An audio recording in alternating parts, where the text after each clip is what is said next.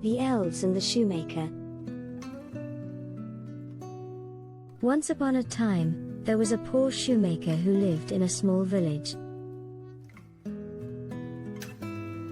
He worked very hard every day, making shoes for people in the village, but he barely earned enough to make ends meet. One day, the shoemaker realized that he only had enough leather to make one more pair of shoes. He decided to cut the leather at night and finish the shoes in the morning. But something strange happened that night.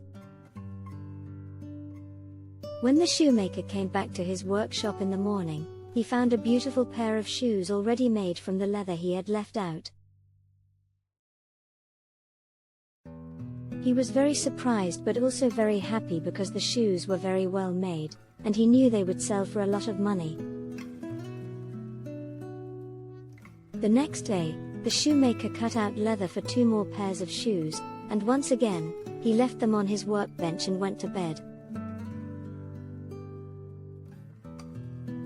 And once again, the next morning, he found 2 beautiful pairs of shoes already made. This went on for several nights, and each morning the shoemaker found new pairs of shoes, each one more beautiful than the last. One night, the shoemaker and his wife decided to stay up and see who was making the shoes. To their surprise, they saw 2 little elves who had snuck into their workshop and were making the shoes. The shoemaker and his wife were so grateful to the elves that they decided to make them little clothes and shoes as a thank you. From that day on, the shoemaker and his wife always left out little clothes and shoes for the elves, and the elves continued to make beautiful shoes for the shoemaker.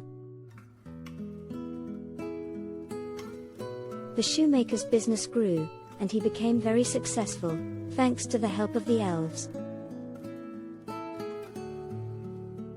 Finally, the day came when the shoemaker and his wife wanted to thank the elves properly.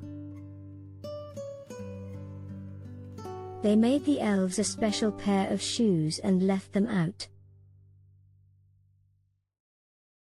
That night, the shoemaker and his wife heard the elves singing and dancing in their workshop, and they knew that the elves had received their gift.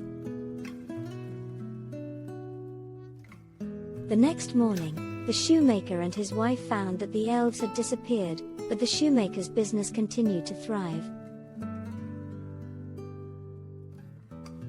And from that day on, the shoemaker and his wife always remembered the little elves who had helped them, and they told the story to everyone they met.